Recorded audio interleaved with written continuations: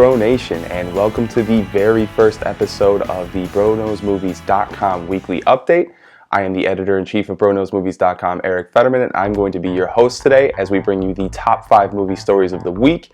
We also run through a couple trailer spotlights, and we will do an in-depth review, spoiler-free, of Batman v Superman: Dawn of Justice. So without any further delay, let's get into the first movie story of the week. Indiana Jones 5 has officially been greenlit and has a placeholder release date as of now. It's set to release on July 19th of 2019. Both Kathleen Kennedy and Frank Marshall of Disney are set to produce the film that will see Harrison Ford reprise his role as the iconic character and Steven Spielberg return as director as he has with the previous 4 films. Walt Disney Studios chairman Alan Horn said of the franchise, "Indiana Jones is one of the greatest heroes in cinematic history, and we can't wait to bring him back to the screen in 2019. It's rare to have such a perfect combination of director, producers, actor, and role. We couldn't be more excited to embark on this adventure with Harrison and Steven."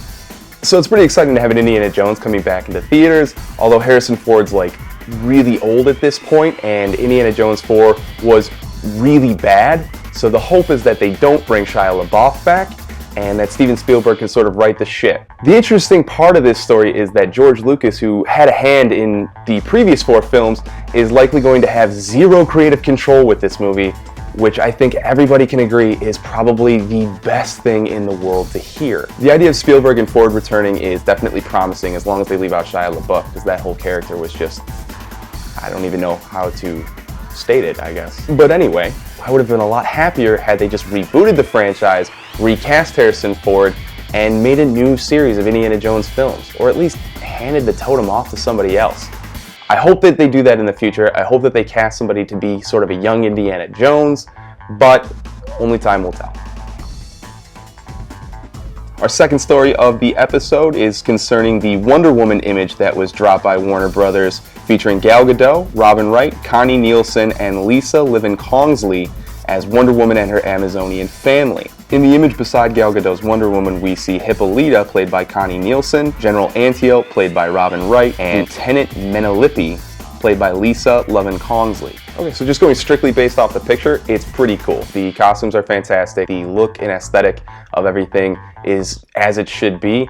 And Wonder Woman, without getting too far into it, was a pretty good part of Batman vs Superman. The image is cool, the timing is great. Thought Warner Brothers did a good job trying to amp up excitement for their world, for their universe, and make sure that everybody's excited and knows that Wonder Woman's in Batman v Superman, and also that there's a Wonder Woman movie coming out next year. So the image looks great, everybody looks badass, and kudos to Warner Brothers for dropping it. Today's third story comes from the production of James Franco's new movie, The Disaster Artist, about the making of the cataclysmically awful film, The Room. Some news has dropped that none other than the creator, star, and director of the infamously bad movie, The Room, will be making a contractually obligated cameo in Franco's movie about the making of the terrible film, based on a book about the making of the terrible film.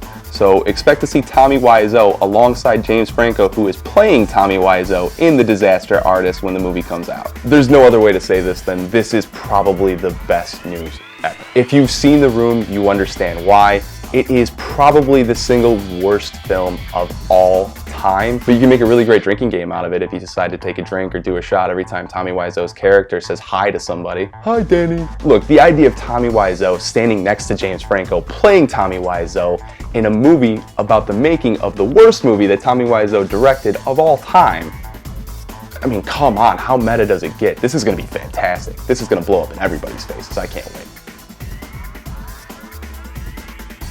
Our fourth news story of the day is concerning the Terminator franchise and Arnold possibly confirming a 6th Terminator. When being interviewed about the possibility of returning to the franchise for a possible 6th installment, Arnold responded with, "Yes, I am looking forward to it, absolutely." Essentially confirming that there is going to be a 6th Terminator, at least from Arnold's mouth. So realistically, what does this actually even mean? Last word from the studio was that they were not planning on moving forward with the 6th installment due to the box office flop of Terminator Genisys. The reason why this is interesting is because it's Arnold confirming it, and he seems to be trying to dig up all of his old roles so that he can return to his former glory. The problem is, he's just an actor, and he sort of completely has zero control over whether or not a 6th Terminator actually gets made. And I'm not really sure that I would want to see a 6th Terminator under its current studio head. I would rather see the rights lapse, go back to James Cameron, which I think they're going to do so in 2 or 3 years, and let's see if James Cameron, when he's done making those 50 Avatar films that he's making in the desert somewhere, can return to this franchise and restore it to its former glory. So final note on this, Arnold probably has no idea what he's talking about. This probably isn't happening, but if it is,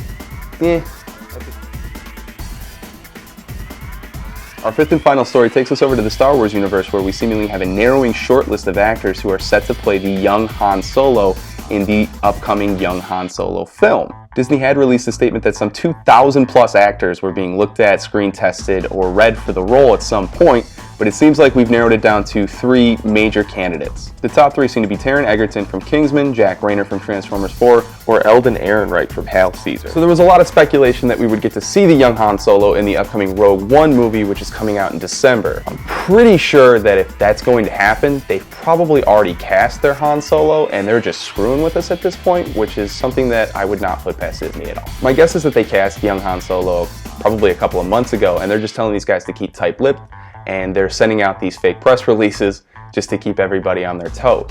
At this point, who I would like to see in the role and who I think is going to get the role are probably 2 different people, but the 3 actors on this shortlist are all still really talented, and I'd be happy to see any one of them in the role.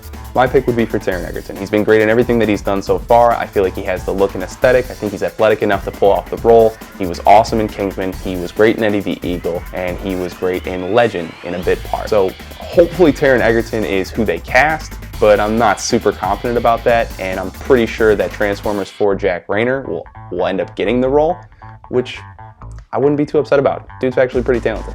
Moving on to our trailer spotlights, we're going to go ahead and shine the light on 2 trailers that have dropped this week. The first being War Dogs. War Dogs is an upcoming American biographical criminal comedy film directed by Todd Phillips and based on the Rolling Stone article by Guy Lawson.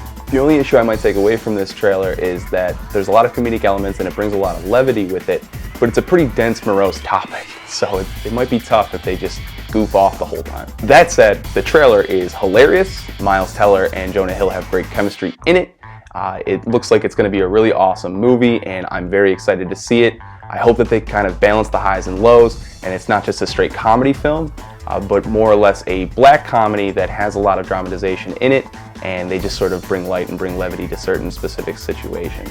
But they couldn't have cast 2 better people in the roles, there's no question about that. Our second and last trailer spotlight comes by way of Warner Brothers and their new Lego franchised movie, Lego Batman. Okay, so the trailer didn't really give us too much, but come on, it's pretty awesome to see Batman microwaving some lobster. The Lego movie was fantastic, and Will Arnett was one of the best parts of it, so it's great that he's going to get his own standalone movie as a voice actor of the Batman in Lego form. I'm interested to see what the premise is. I definitely want to see a full trailer rather than the teaser, but as of right now, this is awesome. This trailer is funny, and I cannot wait for what Lego and Warner Brothers has in store for us. Alright, and so now to get into the nitty-gritty, our Batman v Superman Dawn of Justice official video review. I want to preface my review by saying that I thought the movie was good, I just wanted it to be a lot better. I wanted it to be great. That said, we're going to go through the pros and cons of the film, and I'm going to give you a Bro-No score out of 5 and the overall thoughts moving forward for the DC Cinematic Universe. So let's just jump right into the negatives. Look, the film is just edited so sloppily. The movie jumps around from scene to scene aimlessly. There's a lot of shots and scenes that are pretty cool, but they seem super out of order and don't make sense where they were placed. There's some scenes that you feel like really didn't necessarily need to be in there at all, and the direction and tone are just all over the place, and it's completely uneven. It's like a roller coaster ride. It goes from these really big, awesome action sequences, and then we have these long stretches and bouts of dramatically dull and tiresome and iffy at best dialogue between the characters. The film could have benefited from a better editor and maybe a more solid script, but overall the writing and the direction and the editing are this film's biggest problems. Some of the character introductions are not great, so we knew that we were going to get some sort of Easter egg regarding the rest of the Justice League in this movie. And without giving away any spoilers, it's just god-awful. The reveal is terrible. We get to see some of the Justice League characters, but the way in which they are introduced to us is just so asinine and so on the nose and so non-subtle, and it's just, I don't even know what else to say. One of the concerns going in was that the movie was just going to be a little too long. Its runtime is somewhere around 155 minutes, and Yeah, it's just a smidge too long. Development's another big problem. Some of the characters just have arcs that are super underdeveloped and sort of go nowhere, and some of the motives of our main characters are super unclear, vague at best, and sort of don't make any sense at some points. Look, one of the concerns going into this movie was that it was going to feel too cluttered, that there was just going to be too many moving parts, there was going to be too much going on. And I don't think that's the case. I don't think that there's too much in the movie. I just think that Zack Snyder was the wrong person to make all of these things cohesive, and as a result, the movie suffers. Another issue is that for the people that just want this to be a popcorn action flick, which would be fine, there's still a lot to take in. It's throwing a whole lot of themes and content at you all at once, and it's doing so in a way that makes it very difficult to piece things together.